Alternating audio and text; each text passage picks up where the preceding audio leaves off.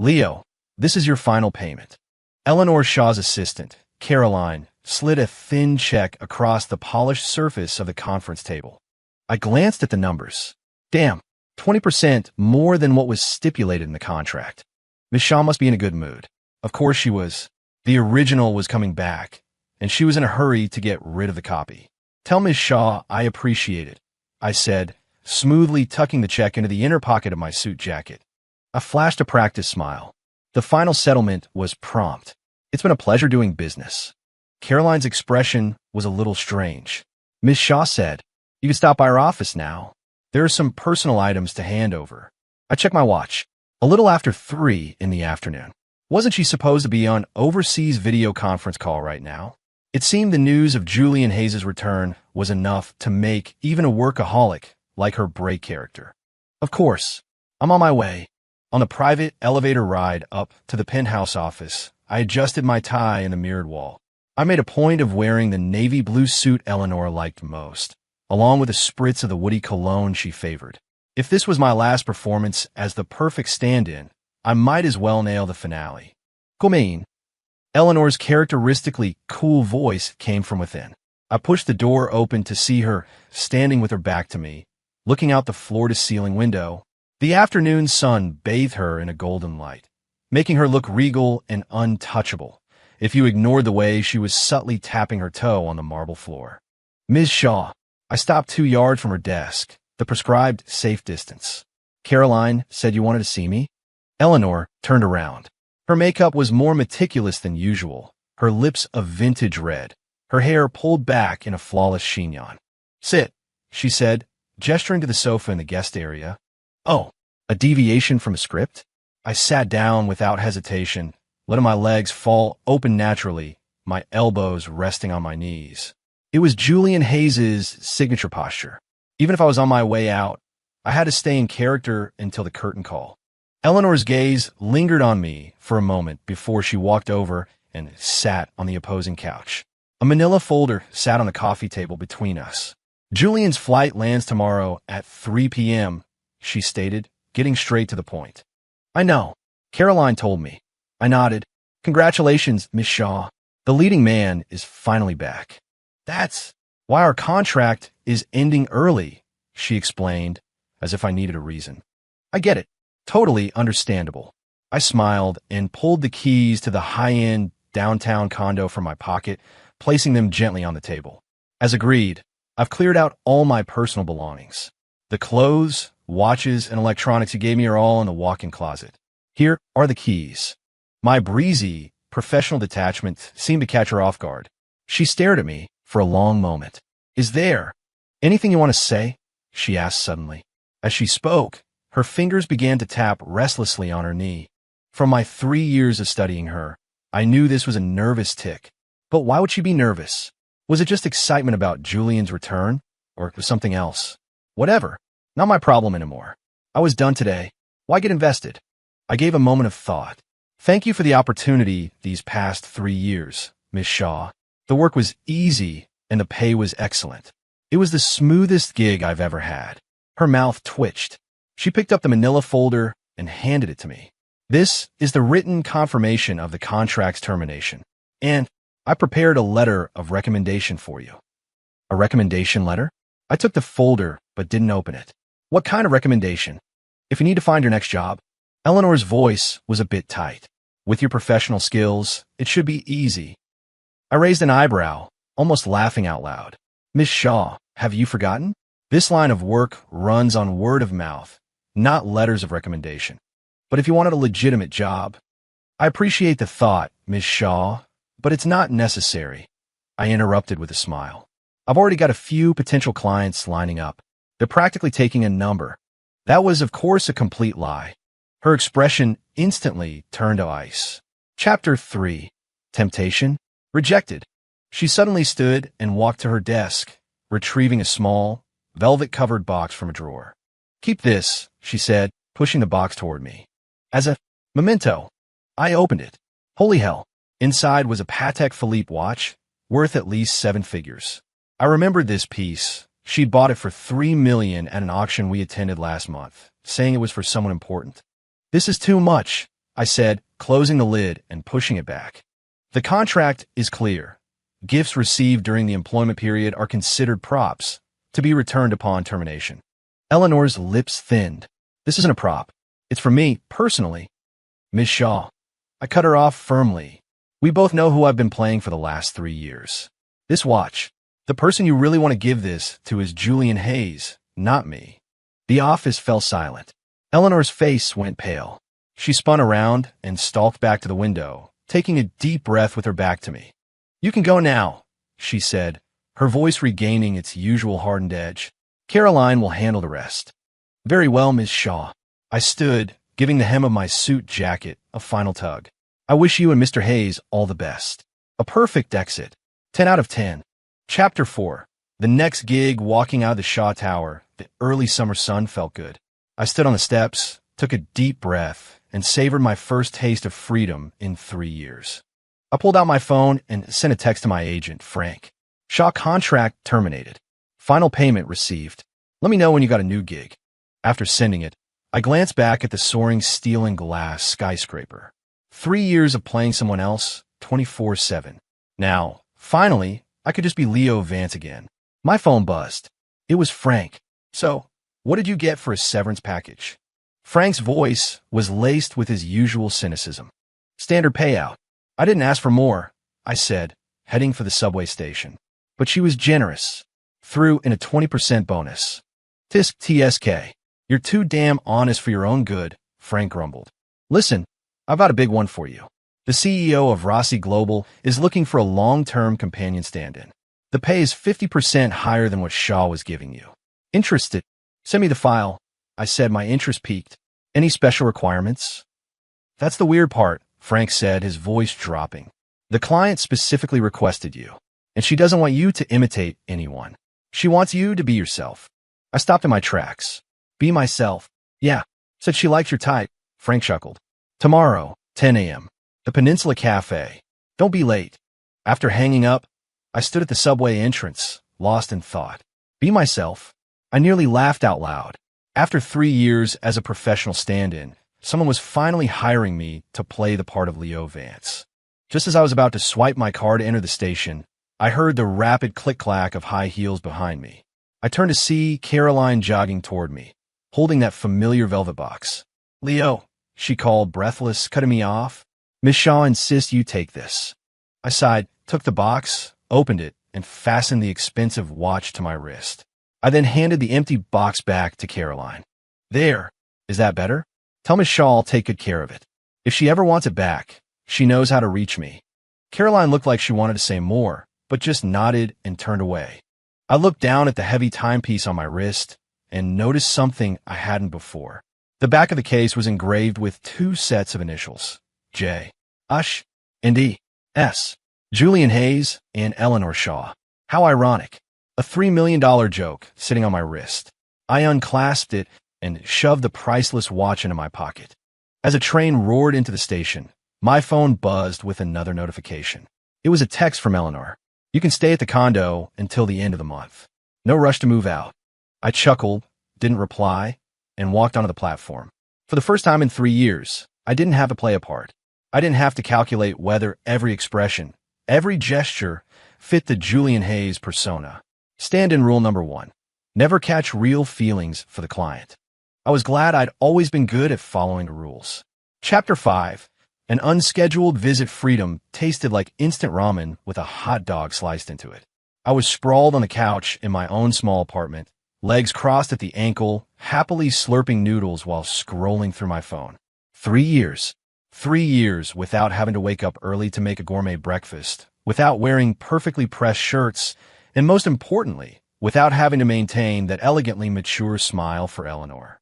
Now I could wear baggy shorts, sport a messy head of hair, and add an extra hot dog to my spicy beef ramen. Perfect. I mumbled around a mouthful of soft-boiled egg. My phone buzzed. It was a message from Frank. File on Ms. Rossi sent. 10 a.m. tomorrow. Don't be late. She's a major client.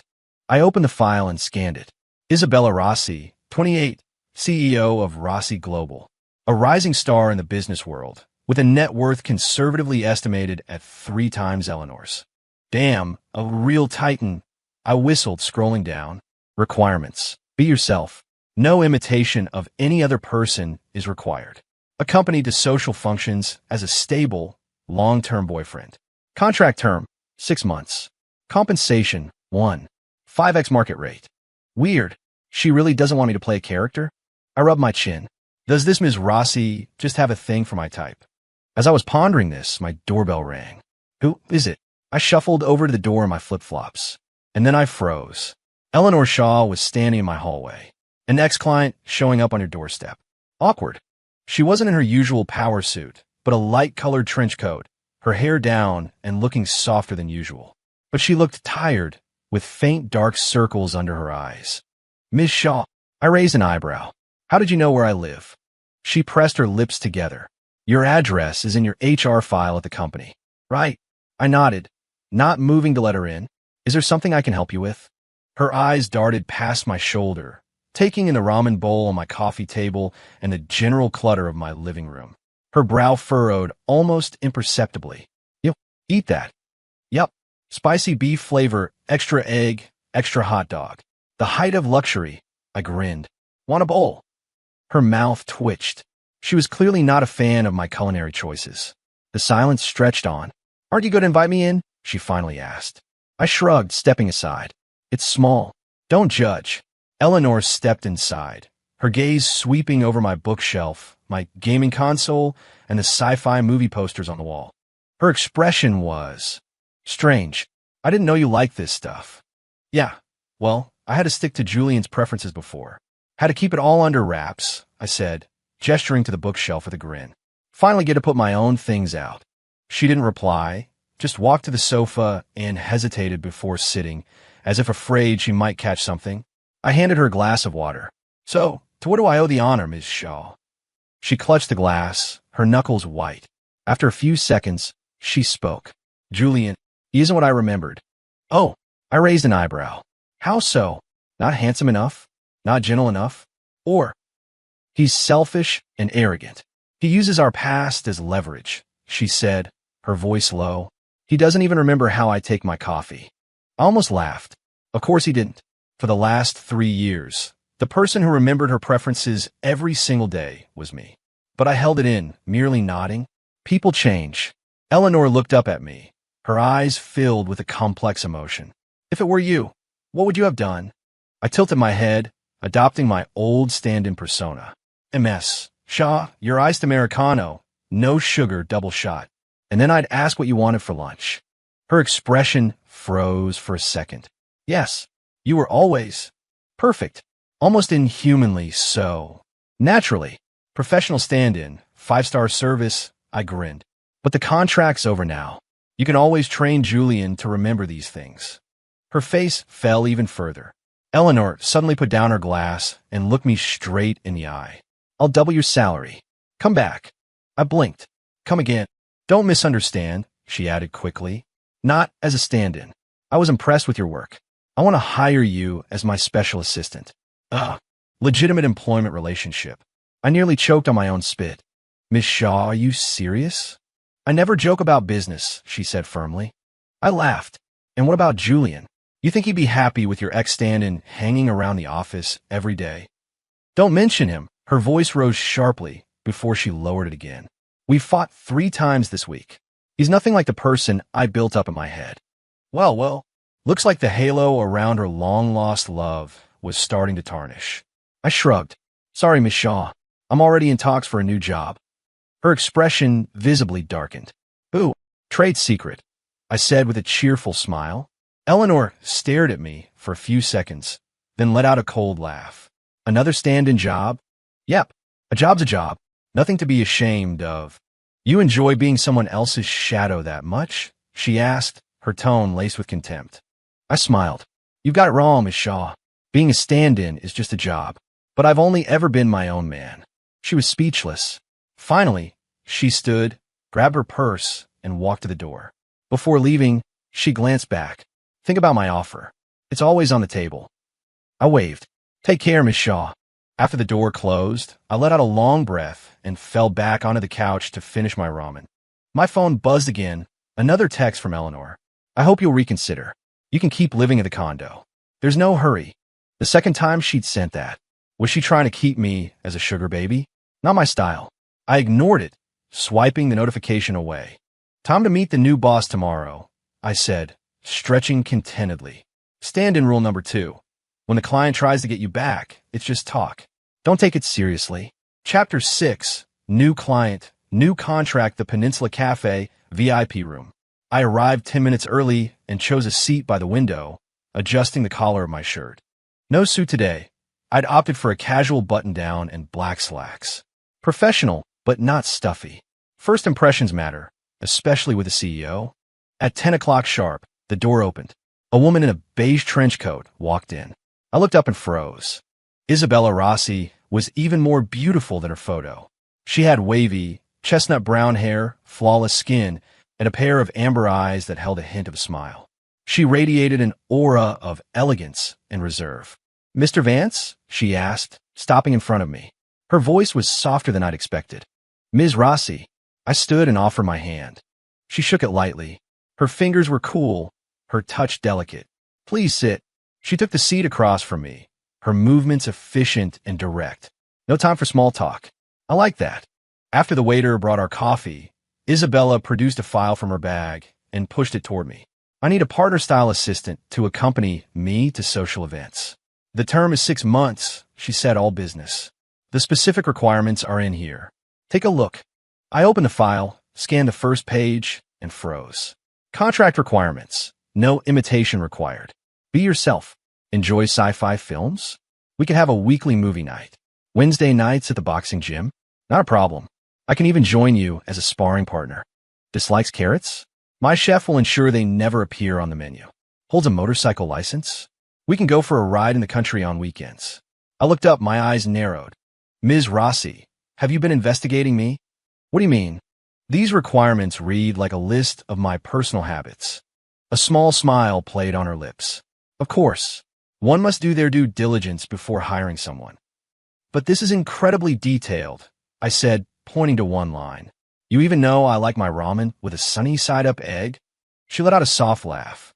"A professional habit. I like to be in control of all the variables." "Let me guess," I said, leaning forward.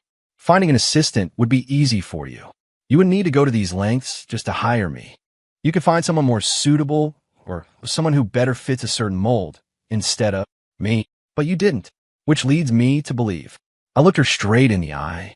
Isabella's expression shifted, a flicker of surprise in her amber eyes. "I'm guessing that you're one that got away. The person you want me to emulate has habits and a personality very similar to mine. Am I right?" I finished, leaning back with a triumphant look. Yes," she said, looking at me with a strange expression. "You're very perceptive. That is precisely why I sought you out. You're much smarter than I anticipated." "Of course. You know who you're dealing with," I said with a cheerful grin. "Yes, you're a real genius," she replied. I beamed, feeling a strange sense of unease I couldn't quite place. Something was off, but I couldn't put my finger on it. "As for compensation," she added, "it's 50% above the highest market rate. 50% up front, the remainder upon completion." I raised an eyebrow. "That's very generous." "You're worth it," she said simply. Damn, rich people really did have a way with words. I read through the contract one last time, saw no red flags, and signed my name with a flourish. "A pleasure doing business with you, Ms. Rossi," I said, extending my hand again. "Call me Isabella," she replied, shaking it. Then she said, "Move into my apartment tomorrow." "What?" I nearly choked on my coffee. "That fast? Living together tomorrow? Isn't this moving a little quickly?" "My social circle has already been informed that I have a serious boyfriend," she said calmly. "Moving in together sooner makes the story more believable." I rubbed my chin. "Fine. It's not like I have much to pack." She nodded and pulled a set of keys from her bag, sliding them across the table. "What's this?" "A Ducati Panigale V4, she said nonchalantly. "I heard you're a fan of motorcycles." My eyes widened as I snatched the keys. "Are you serious? I've been dreaming about this bike for years." A genuine smile touched her eyes as she watched my excitement. "We can take it for a spin this weekend." Damn, this boss really got me. There was a strange sense of familiarity about it all. As we were leaving the cafe, Isabella suddenly asked, "Are you free tonight?" "Yeah, why?" "I've booked a table at Galaxy's Edge. I hear their sci-fi themed holographic dining experience is quite impressive." She paused. "I thought you might like it." I was floored again. "You even know I like sci-fi themed restaurants?" She smiled faintly. "Just a guess." "Yeah, right." But I had to admit, her guess was spot on. Over dinner, I tested her with a few questions about classic sci-fi films. She answered every one perfectly, and could even debate the five-dimensional tesseract theory in Interstellar with me. "Isabella, don't tell me you're a sci-fi nerd, too." I had to ask. She sipped her wine. "I'm just familiar with the topic." "Weird. So weird." She knew my taste in excruciating detail, but played it off as nothing. But for a Ducati and a fat paycheck, I decided to let it slide for now. Back at my apartment, I just finished packing when my phone started buzzing incessantly. 3 texts in a row from Eleanor. "Did you really take a new job? Who hired you? Is it another stand-in contract?" I raised an eyebrow, not planning to respond. Then another one came through. "I'll triple your salary. Come back." I scoffed and swiped the notification away. Stand-in rule number 3. When a former client offers you a raise, ignore it. Never go back. Tomorrow I was moving in with Isabella. Lying in bed, staring at the ceiling, I felt a strange sense of anticipation. Who was this new boss, really? Chapter 7. A perfect fit, new life, new place. Isabella's apartment was a penthouse in the heart of the city. It was spacious and bright, with a minimalist, high-end design and a wall of windows that offered a panoramic view of the skyline. I stood at the entrance with my suitcase and let out a low whistle. Not a bad view. Isabella took my suitcase and gestured naturally toward a room next to the master bedroom. "Your room is in there. I've already stocked the closet with some clothes for the season. See if they fit." I walked in and my jaw dropped. An entire wardrobe of casual wear workout clothes, even several sets of tank tops and shorts for boxing, all in my style and my size. "Isabella, you're a little too good at this whole preparation thing," I said, holding up a black jacket in amazement. She leaned against the doorframe, a smile on her lips. "I told you, I like to be in control. Weird, still weird, but a comfortable kind of weird." 3 days later, Isabella took me to a corporate gala. It was my first appearance as Isabella Rossi's boyfriend, and by all rights, I should have been nervous. But strangely, I was more relaxed than I'd ever been on a job, because this time I just had to be myself. At the event, Isabella took my arm as she introduced me to a few industry titans. "This is Leo Vance, my boyfriend. Not this is a stand-in for so-and-so. Not he's playing the part of my partner. Just a simple, my boyfriend." It felt surprisingly good. What was even more surprising was how unnatural our interactions were. They didn't feel like an act at all. When she handed me a glass of champagne, I took it and noticed it was a non-alcoholic version. She knew I was a lightweight. When I was chatting with someone, she would occasionally chime in with a comment that perfectly complimented my point, as if she already knew where my thoughts were headed. When I accidentally stepped on the hem of her gown, she just raised an eyebrow at me, and I reflexively blurted out, "Sorry, I'll buy you a more expensive pair of shoes to make up for it." She chuckled. "I'll add it to your tab." Our chemistry was uncanny, like we'd known each other for years. That weekend, Isabella made good on her promise, and we took the Ducati out. She'd changed into black biker leathers, her long hair tied back in a high ponytail. She looked fierce and beautiful. "You ride too?" I asked, surprised, as she expertly swung her leg over the bike. She tossed me a helmet, her eyes challenging. "What? You don't believe me?" "I believe you. I just didn't expect this side of you, Ms. Rossi. Everyone has a biker punk phase when they're young. I just grew out of it. So why are you riding now? Aren't you worried about a noise complaint?" She laughed and revved the engine. "Just reliving my youth for a moment. Once I'm done, I'll toss it aside. I have no intention of being a delinquent forever. Damn, must be nice to be rich. Hold on tight. I'm not responsible if you fall off." I wrapped my arms around her waist, and the bike shot forward. The wind roared in my ears as the city blurred past us. Isabella rode with a fast, steady confidence. As she leaned into a turn, I instinctively tightened my grip. Her back was pressed firmly against my chest, and I could feel the warmth of her body through her leathers. Damn, my heart was beating a little too fast. After the ride, Isabella, and I were laughing and talking as we walked into the lobby of her apartment building, but a cold voice stopped us in our tracks. "Now, I can't believe you've stooped to being some biker punk." I turned. Eleanor was standing a few feet away, her face a thunderous mask. She was dressed in a sharp business suit, her heels clicking angrily on the marble floor as she closed the distance. Her eyes darted between me and Isabella before landing on me with a piercing glare. "So, your new client is Isabella Rossi?" she sneered. "What a coincidence." I shrugged. "Just business." Eleanor's eyes grew colder. "How much is she paying you?" "I'll double it." Isabella let out a soft laugh and draped an arm over my shoulder, her voice lazy. "Ms. Shaw, there's a certain etiquette to poaching talent, isn't there? First come, first served." Eleanor's gaze dropped to Isabella's hand on my shoulder, her expression hardening. "Leo, we need to talk." "About what?" I raised an eyebrow. "Alone," she said through gritted teeth. Isabella glanced at me. I gave her a slight shake of my head, then turned back to Eleanor. "Miss Shaw, our contract is over. There's nothing to talk about." Eleanor took a deep breath, her tone suddenly softening. "It's not about the money. I need you." I was taken aback. I never expected to hear those words from her. Isabella smiled faintly from beside me. "Miss Shaw, it's highly inappropriate for you to be harassing my boyfriend like this." Eleanor's head snapped toward her. "Boyfriend? Do you really think he likes you? He's just doing a job." Isabella remained unruffled. She reached up and adjusted my collar, her voice intimate. "Leo, why don't you tell Miss Shaw what we are?" I looked at her face, so close to mine, and my heart hammered in my chest.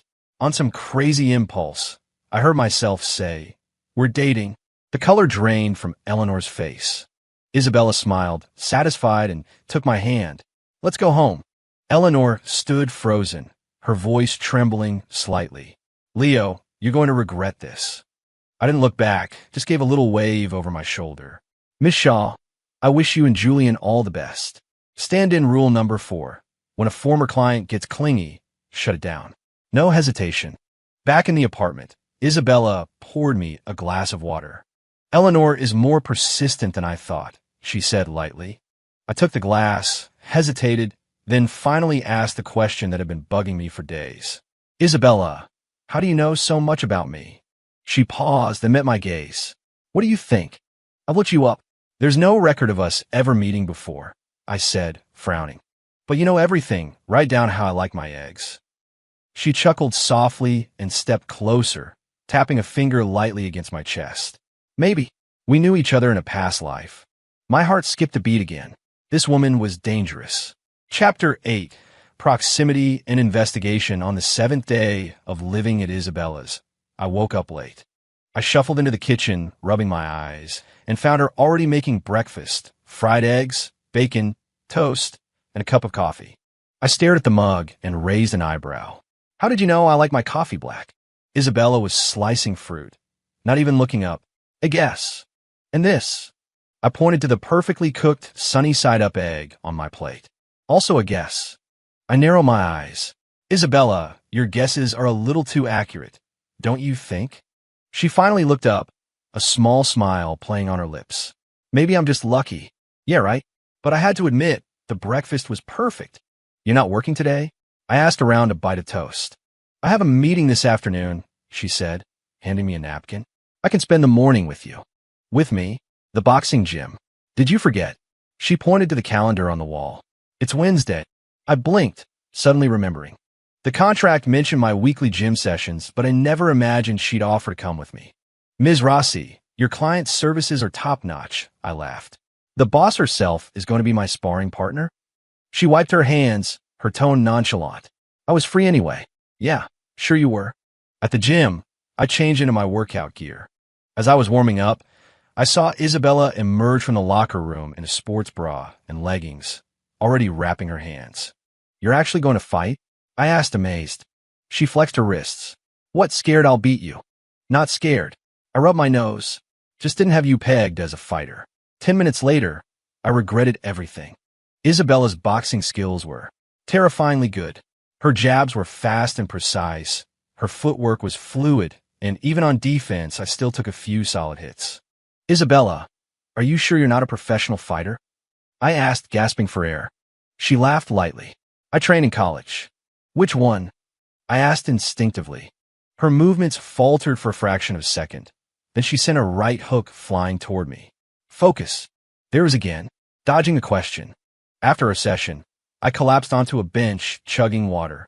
Isabella handed me a towel, then reached out and gently wiped the sweat from my forehead. Her fingertips were cool against my skin, and my heart skipped a beat. Not bad, she said softly, her face so close I could smell the faint scent of her perfume. My throat felt dry. I was about to say something when her phone rang. She glanced at the caller ID, and her expression shifted. I have to take this. She walked to a corner, her voice low, but I still caught a few words. Did you find the files? Was the university crest confirmed? Don't let Eleanor find out. A university crest? Eleanor? I narrowed my eyes. I had a feeling Isabella's secrets ran much deeper than I'd thought. Meanwhile, in Eleanor Shaw's office, Caroline placed a file on the desk. Miss Shaw, we found something. Eleanor opened it, her brow furrowing. Isabella Rossi and Leo Vance. They knew each other. It's unclear, Caroline said, shaking her head. But Ms. Rossi did attend Boston University for a time. The same university as Leo, though they were in different years. Eleanor's fingers tapped on the desk. Keep digging. I want to know everything about her social circle in college. Caroline hesitated. There's one more thing. Mr. Hayes called. He was asking if you were free tonight. Tell him I'm busy. Eleanor cut her off coldly. After Caroline left, Eleanor opened a small box in her drawer. Inside was a tarnished university crest, the only thing her savior had left behind. She stared at it, murmuring to herself.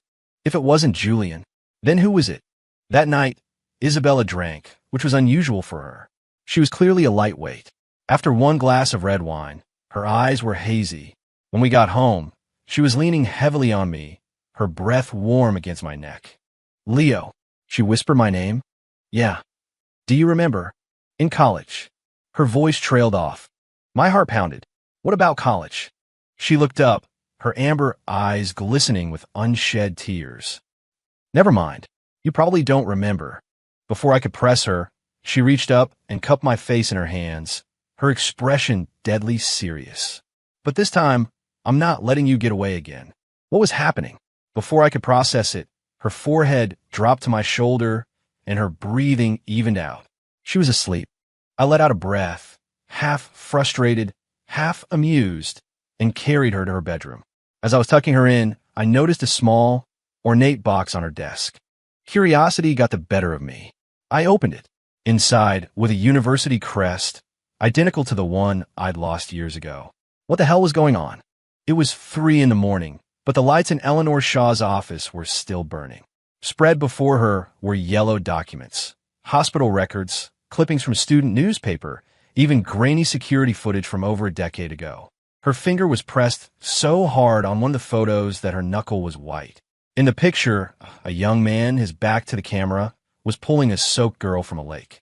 The girl's face was obscured by her wet hair, but the bracelet on her wrist was unmistakable. It was the same one Eleanor still wore. And the young man's profile. It was Leo. Impossible. Eleanor's voice trembled.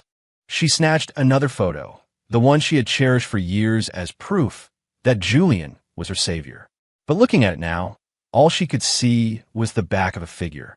The face was completely hidden. How could this be? Her hand shook as she dialed a number. Caroline, I need all of Julian Hayes' travel record from that year. Now, 30 minutes later, the truth was laid bare. Julian Hayes hadn't even been in the state that day. The person who saved her was Leo, and she had been wrong for an entire decade. Eleanor collapsed into her chair as a flood of memories washed over her. Leo, always remembering to put precisely 1 packet of sugar in her coffee.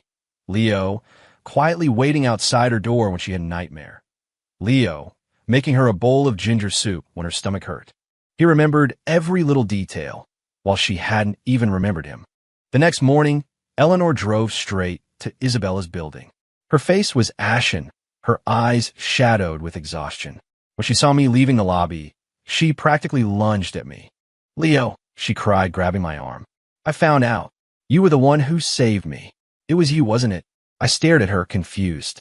Saved her? Miss Shaw, you need to calm down. How can I be calm? Tears streamed down her face. The person I've been looking for 10 years was you. And I made you a stand-in. Her voice broke. I'm so sorry. I really didn't know. I was silent for a moment as a vague memory from college surfaced. A girl in the water. Had that been her? I gently pulled my arm away. Miss Shaw, even if that's true, it was a long time ago. It doesn't matter anymore. No.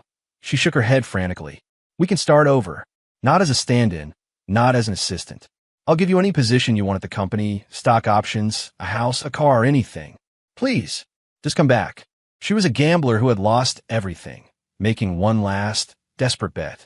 Looking at this once proud woman, I felt a pang of pity. Eleanor, I said, using her first name for the first time. Even if I did save you back then, so what? She froze.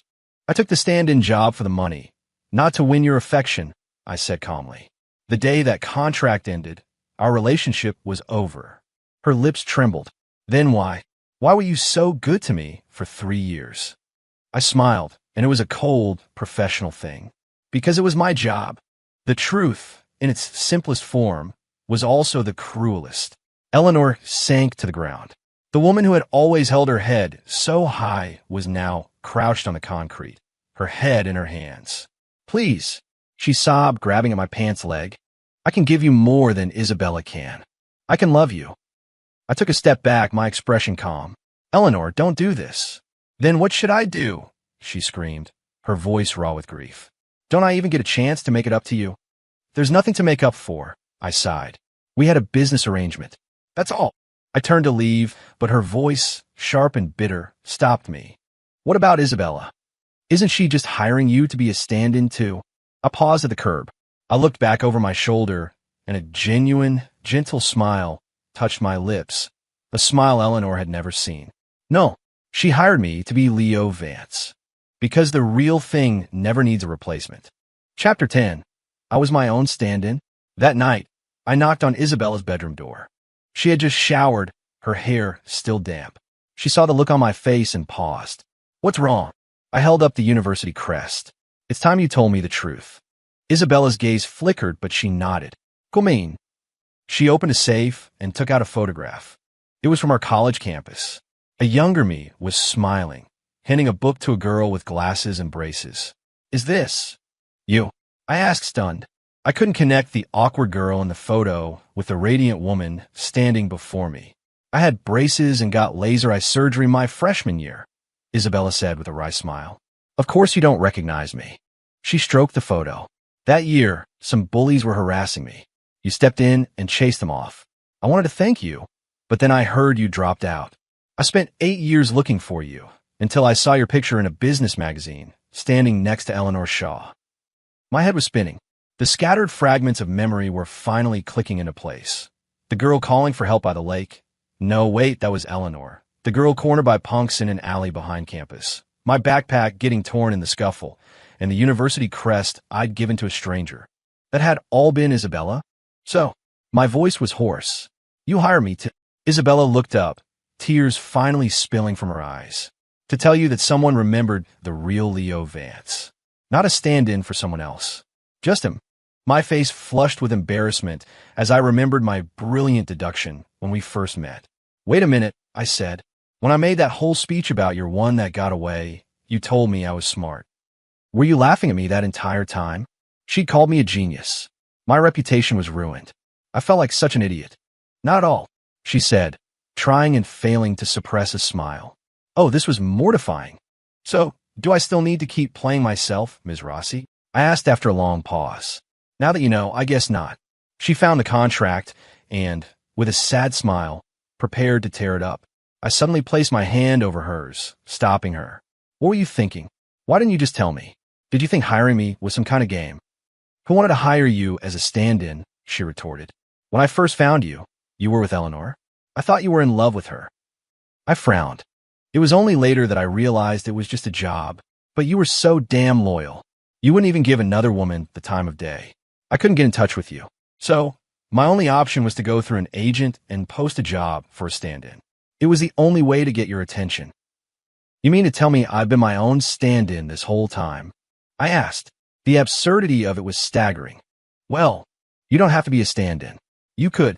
Just be yourself, Isabella said softly. So, I'm your one that got away? I asked. What a mess. She nodded.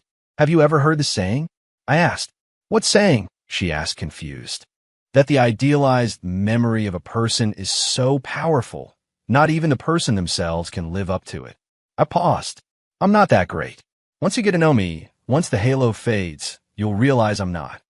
Stop, she said, placing a finger on my lips. I know. Outside, the moonlight was bright, and for a moment, it felt like we were back in college again. Chapter 11. The final gamble. Eleanor stood outside the Rossi Global Tower, clutching a document. It was her final hand to play, a transfer agreement for 5% of Shaw Industries. If Leo agreed to come back to her, the shares would be his. It was enough to set him up for life. The elevator took her to the top floor. She took a deep breath and pushed open the door to Isabella's office. Then she froze. Leo was sitting in Isabella's executive chair. Isabella herself was curled up in his lap, the two of them looking over a document together, their posture radiating an easy intimacy. Leo said something, and Isabella laughed, playfully pinching his cheek. It was a version of Leo that Eleanor had never seen, relaxed, happy, and completely at ease. Ms. Shaw. Isabella was the first to notice her. Her smile faded slightly. Can we help you? Eleanor forced herself to remain calm. I'm here for Leo.